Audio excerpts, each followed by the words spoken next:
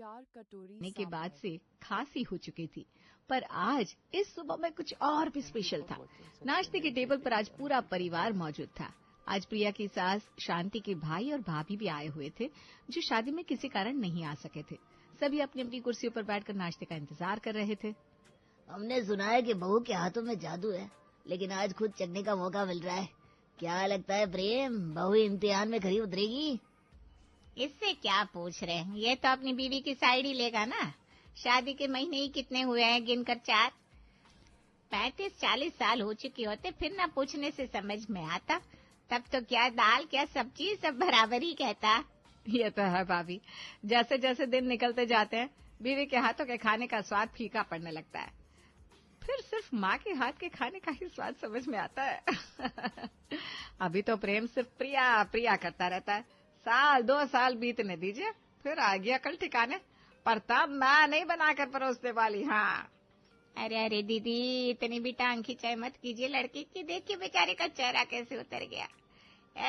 तेरी बीवी बहुत अच्छा खाना बनाती है बेटा। कई लोगों के मुंह से तारीफ सुनी है उसके हाथ के बने खाने की, पर हमने इतने दिनों से सिर्फ सुना ही था कि बहू के हाथ का खाना लाजवाब होता है, तो चखने चले आए। अब इंतजार नहीं हो रहा भाई। तभी घर की बहू प्रिया गर्मा गर्म पराठे और सब्जियां लेकर आती है। खाना परोसा जाता है और पहला निवाला मुंह में रखते ही आहा, सबकी आंखें चमक उठती है। अरे भाई, ये तो सच में कमाल है। बिल्कुल रेस्टोरेंट स्टाइल खाना बना दिया बहू तूने। मुझे तो लगा कि हमें इम्प्रेस करने के लिए तू नान, तंदूरी ये सब बनाएगी, पर तूने तो नॉर्मल से पराठे और सब्जी को रेस्टोरेंट का स्वाद दे दिया। ये पूरी बात नहीं हुई जी। बहू, रेस्टोरेंट से भी बढ़कर खाना बना दिया तूने। रेस्टोरेंट वाले तो सिर्फ बेचने के लिए बनाते हैं, तूने तो खिलाने के लिए बनाया। तुझे तो बिजनेस शुरू कर देना चाहिए, तेरा खाना सुपर हिट होगा। बाकी तेरे खाने का प्रचार करने के लिए तेरे मामा ससुर तो बैठी हैं। देख लो मम्मी, करती थी ना मेरी टांग खिंचाई। सिर्फ मुझे ही मेरी बीवी के हाथ का खाना पसंद नहीं आ रहा, बाकी सभी को भी आ रहा है। सभी के मुंह से अपनी बहू की तारीफ सुनकर शांति की भौएं चढ़ने लगती है। शांति कुछ नहीं कहती, पर हल्की सी खांसी करके सबका ध्यान आकर्षित कर लेती है। घर की परंपराएं भी ठीक से सीख जाए वही बहुत होगा भैया। अगर बेटों के साथ बहुएं भी बाहर जाकर कमाने लगी तो घर कौन संभालेगा? ये तो सिर्फ एक इंसिडेंट है, ऐसा पहली बार नहीं हुआ था। जिस दिन से प्रिया अपने ससुराल आई थी, उसके हाथ के बने खाने की तारीफ हर कोई करता था और उसे खाने का काम शुरू करने का सजेशन भी देता था, जिससे उसकी सास और ननद बड़े चिढ़ते थे। देख रही हो मम्मी, अब तो मामा मामी भी बिजनेस सलाह देकर चले गए। तुम्हारी बहू को पता चला किसी दिन तितली उड़ गई। आजकल हर तीसरे न्यूज में यही खबर तो दिखाते। वहाँ बीवी ने कमाना शुरू किया, यहाँ पति की वैल्यू शून्य हो गई और फिर रिश्ता टूट गया। अरे तू फिक्र मत कर बेटा, अच्छी तरह से मैं प्रिया को समझा दूंगी। तू अपने ऑफिस के काम पर ध्यान दे, वहाँ सब कुछ ठीक चल रहा है ना? हाँ ठीक मम्मी, 20,000 देते और नौकरों की तरह काम करवाते। बदन बदन टूटने लग जाता है मेरा। अच्छा चलो, तुम भाभी को अच्छे से समझा देना, मैं ऑफिस निकलती हूँ।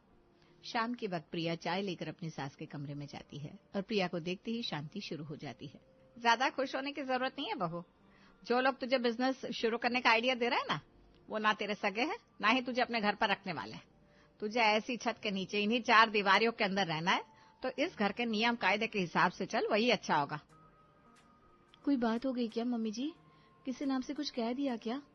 फिलहाल तो नहीं, पर जो लोग तुझे सर चढ़ा रहे हैं, तेरे बिजनेस शुरू होने के बाद वही आकर ताने देंगे कि शांति की बहू ने तो घर की इज्जत तार तार कर दी, जो कि ना मुझसे बर्दाश्त होगा ना तेरे पापा जी को।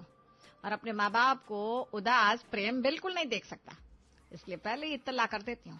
बिजनेस का आइडिया तेरे दिमाग में आ भी रहा हो तो उसे वहीं दबा दे, वरना अपने मायके में जाकर ही तुझे शुरू करना पड़ेगा तेरा बिजनेस। प्रिया को डराने के बाद भी शांति की कलेजे को शांति नहीं होती। से एक बार के लिए मना तो कर दिया, पर कमी तो मेरे प्रेम में ही है।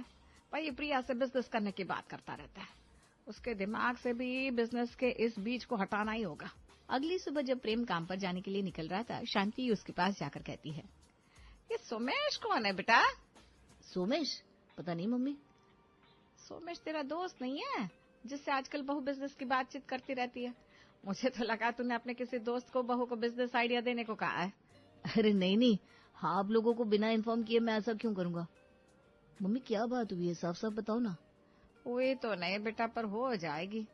किसी अधेड़ उम्र के लड़के का ऐसे रोज रोज घर पर आना, वो भी तेरे पापा जी और तेरी गैर मौजूदगी में, मुझे तो भाई ठीक नहीं लगता। तुझे पता है, दरवाजे पर ही बहू खड़ी होकर बस यही बातें करती रहती है कि बिजनेस कैसे खोला जाए, क्या करना है। पर सोच, अगर अगल बगल वालों को वक्त लगेगा क्या तेरे पापा जी के कान भरने में? तो जानता ही उनके दिमाग को। मैं ऐसे ही इन चीजों के खिलाफ नहीं थी। पता चला 2 रुपये बिजनेस में कमाए और लाख रुपए की इज्जत गंवा दी। प्रिया ऐसी बचकानी हरकत करेगी मुझे नहीं लगा था मम्मी। मैं बात करता हूँ उससे। अरे नहीं बेटा, उससे डायरेक्ट कुछ पूछने की जरूरत नहीं है, वरना वो क्या सोचेगी कि उसकी सास ने भी उसके चरित्र पर शक किया। तू बस उसे इनडायरेक्ट बोल दे कि बिजनेस के बारे में ना सोचे और ना कुछ करे, घर पर शांति बनी रहे, और क्या चाहिए मुझे। हाँ, और इस तरह शांति अपने दिमाग के घोड़े दौड़ाकर अपनी बहू के सारे ख्वाब को मटिया पलित कर देती है। प्रिया के दिमाग में तो बिजनेस करने का आइडिया पहले से था ही नहीं, इसलिए उसे ज्यादा फर्क नहीं पड़ता। सब कुछ पहले की तरह नॉर्मल चल रहा था कि थकी हारी रमा रोज की तरह ऑफिस से घर आती है और सोफे पर पसर जाती है। अपनी बेटी को देखते ही शांति उसकी ओर भागती हुई जाती है और उसके सर पर हाथ फेरते हुए कहती है, क्या खाएगा मेरा बच्चा? हाँ बोल, तेरी भाभी से कहकर बनवा देती हूँ, बहुत थक जाती है ना बेटा। ऑफिस छोड़ने में ही भलाई लगती है मम्मी, ये काम मुझसे नहीं होगा। दिन पर दिन प्रेशर बढ़ाते ही जा रही है लोग। ये नौकरी नहीं करेगी तो दूसरी ढूंढ ले बेटा, पर ऐसे खाली घर पर मत बैठना।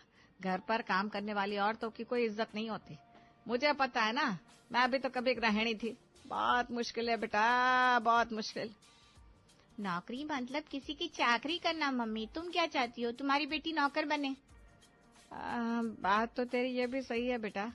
अच्छा, एक बिजनेस क्यों नहीं खोल लेती तू? कपड़े का काम तो यहाँ चौराहे पर हर तीसरा आदमी कर रहा है मम्मी, और अब ये खूबसूरत सा चेहरा लेकर किराने की दुकान चलाती हुई मैं अच्छी लगूंगी क्या? वैसे आजकल ये क्लाउड किचन का काम बहुत अच्छा चल रहा है, खाना बनाकर बेचना कैसा रहेगा मम्मी?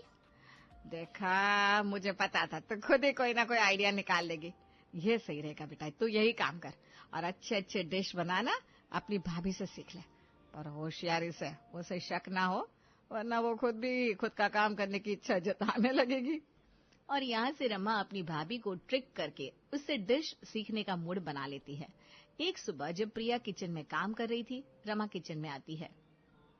दिन भर बस काम काम और काम, कभी खुद के बारे में भी तो सोचो भाभी।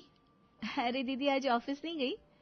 ऑफिस का काम तो जरूरी है भाभी, पर इन सब के चक्करों में आप किचन में अकेली पड़ जा रही थी, तो मम्मी ने कहा कि घर में ननद के होते हुए बहू का अकेले काम करना मुझे ठीक नहीं लगता, और वैसे भी शादी की बात तो यही सब करना है, तो मैंने ऑफिस छोड़कर अब घर पर ही रहकर काम सीखने का प्लान किया है। वैसे ऐसी कौन सी डिश है भाभी जिसे एक बार बनाकर हम कम से कम 3-4 दिनों तक यूज कर सकते हैं? लॉन्ग यूज के लिए तो इडली या डोसे का बैटर बनाना अच्छा रहता है दीदी। गर्मी का वक्त है, आराम से बैटर को फ्रिज में रख दो, कोई दिक्कत नहीं है। 4 दिन 5 दिनों तक डोसा या इडली बना लो, या सांबर बड़ा भी बनाया जा सकता है, वो तो और लंबा चल जाएगा। सांबर अलग रखो, बड़ों को अलग रखो, जब परोसना हो उसके 2-4 घंटे पहले सांबर में बड़े डाल दो। ऐसे मुझे क्या ही समझ में आएगा भाभी, आप मुझे सिखाओ ना अच्छे से। अपनी भाभी के साथ रसोई में रमा इडली, सांबर, वड़ा और डोसा बनाना सीखने लगती है। इडली तो ठीक ही बनी है भाभी, आपको क्या लगता है घर पर सभी को पसंद आएगी? अरे क्यों नहीं आएगी दीदी, अब टेंशन क्यों ले रही है? आपने इतने मन से बनाया है, सब जरूर से खाएंगे। सिर्फ मन से बनाने से नहीं होता ना भाभी, बाद में बिकेगा कैसे? मेरा मतलब है दिखेगा कैसे, मतलब कि लगना चाहिए ना मैंने कुछ अलग बनाया है। रमा के बनाए हुए इडली और डोसे को प्रिया अपने बनाए हुए चटनी और सांभर के साथ परोसती है। जीती रहे बेटा, जीती रहे। मुझे पता था तू जो काम छुएगी ना उसे सोना कर देगी। ये सांभर और चटनी तो आज प्रिया के हाथ के बने सांभर चटनी से भी स्वादिष्ट लग रहा है। और इडली डोसा कैसा है मम्मी? अरे बेटा, इडली और डोसे में क्या ही मेहनत, मेन काम तो सांभर और चटनी करते हैं। सांभर और चटनी तुम्हारी बहू ने बनाया है मम्मी, मैंने सिर्फ डोसा और इडली बनाई है। और आसान नहीं होता डोसा इडली बनाना, डोसे को क्रिस्प करना होता है, इडली को सॉफ्ट बनाना होता है। रमा समझ जाती है कि सिर्फ इडली और डोसा बनाने से नहीं होगा, सांभर और चटनी सीखना भी बहुत जरूरी है। और अपनी भाभी को खंखोर खंखोर कर रमा चटनी और सांभर बनाने की रेसिपी सीखने लगती है। आज 15 दिनों की मेहनत के बाद रमा फाइनली सांभर बनाकर सभी को डाइनिंग टेबल पर परोसती है। इतनी से सांभर बनाइए बेटा, इतने सांभर में कौन क्या खाएगा? सांभर मैंने बनाई है पापा जी, टेंशन मत लीजिए, ये तो दीदी की बनाई हुई सांभर है। पहले आप सब इसके साथ इडली और बड़े खा लीजिए, फिर मेरा बनाया सांभर तो है ही। दीदी को बड़ा मन था आप सबको अपने हाथ का बना खाना खिलाने का। जितना मन रमा का हम सबको खाना खिलाने का है, उतना मन हमारे खाने का भी है। पर इतने से सांभर में बड़ा डुबोए कहाँ? अगर खाना बनाना सीख रही हो तो अच्छे से बनाना सीखना चाहिए ना रमा। इसी तरह दिन पर दिन बीतते जा रहे थे, पर रमा के हाथ में परफेक्शन नहीं आ रहा था। जब भी वो ज्यादा क्वांटिटी में सांभर बनाने की कोशिश करती, सांभर का टेस्ट बिगड़ जाता। इसी तरह दिन बीत रहे थे। ये देखकर शांति रमा से कहती है, और कितनी देर लगेगी तुझे ये सब सीखने में? नौकरी छोड़े हुए तुझे पूरे 1.5 महीना हो गया। मुझे तो लगता है इसी तरह पूरा साल सांभर बनाना सीखने में ही बिता देगी तू। काम शुरू करना है कि नहीं तुझे, या अपनी भाभी की तरह रसोई में ही जी लगने लग गया है तेरा? ऐसा नहीं है मम्मी, मैं अंदर अंदर काम कर रही हूँ। फिर एक फ्रेंड के घर का एक कमरा खाली है, उसी में मैं क्लाउड किचन बना लूंगी। वहाँ फ्रिज, गैस, बर्तन वगैरह का अरेंजमेंट भी करवा देगी वो। तो इडली, सांभर, वड़ा, डोसा, कोल्ड कॉफी या मैगी, ये सब तो मैं ऐड कर दूंगी।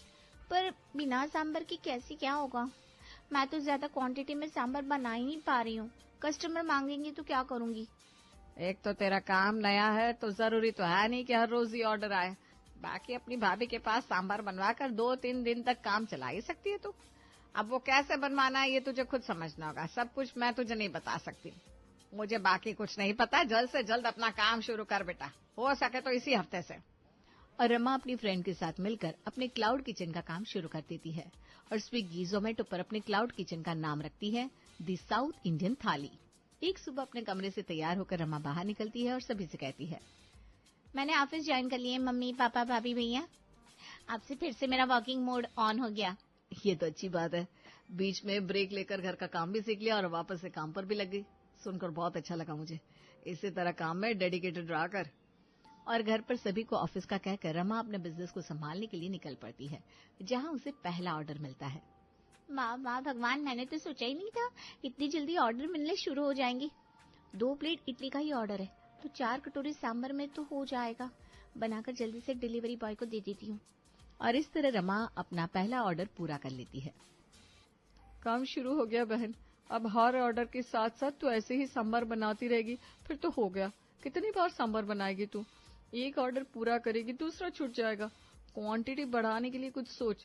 जिस तरह तू इडली डोसे का बैटर पहले से तैयार रख रही है, जिस तरह तू सूखे बड़े पहले से तैयार रख रही है, इसी तरह से तुझे सांभर भी तैयार रखना होगा कि यहाँ ऑर्डर आया, वहाँ मैंने पैक करना शुरू कर दिया।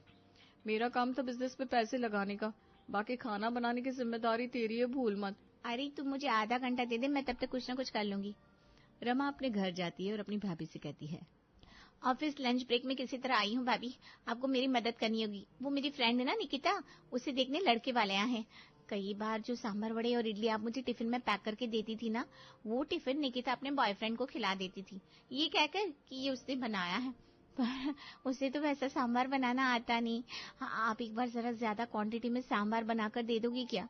वो ना इडली के साथ अपने ससुराल वालों को परोस देगी, वरना अगर ये राज खुल गया ना तो उसका होता होता रिश्ता भी कट जाएगा। अरे बाप रे बाप, ये तो बहुत बड़ी टेंशन मोड़ ली निकिता ने। आप फिक्र मत कीजिए दीदी, मैं अभी सांभर बना देती हूँ। आखिरकार एक लड़की के रिश्ते की बात है। बड़े से पतीले से प्रिया सांभर तैयार कर अपनी ननद को थमा देती है और उस सांभर के पतीले को अपने स्कूटी पर लेकर रमा निकिता के घर पहुंच जाती है और हो जाती है साउथ इंडियन थाली से ऑर्डर की डिलीवरी शुरू। सिर्फ एक ही दिन में अच्छी खासी रेटिंग आ गई रमा। हमारे इस काम को अगर हम अच्छे से करते रहे ना तो पूरे शहर में फेमस हो जाएंगे। फिर और डिशेस ऐड की जा सकती है। क्या कहती हो बहन? तुझे तो बस सांभर लाते रहना है। 3 दिन तक किसी तरह रमा इस सांभर से काम संभालती है। फिर 3 दिन बाद उसे वापस अपनी भाभी के पास जाना पड़ता है। भाभी भाभी, आपके सांभर का तो जवाब नहीं है। ऑफिस में सभी ने लंच ब्रेक में मुझे घेर लिया, घर से सांभर मंगवा कर दी। आपके हाथ का बना सांभर सभी को खाना है, प्लीज बना दो ना। देखकर बनाना, कम से कम 18-20 एम्प्लॉइज है। इतने सारे लोगों के लिए सांभर बनाना? जितनी देर में काम होगा उतनी देर में तो आपका ऑफिस शुरू भी हो जाएगा दीदी। कोई दिक्कत नहीं ना भाभी, बॉस ने मुझे खुद ही भेजा है, आप बनाओ तो। रमा फिर से दिमाग लगाकर प्रिया से सांभर बनवा लेती है।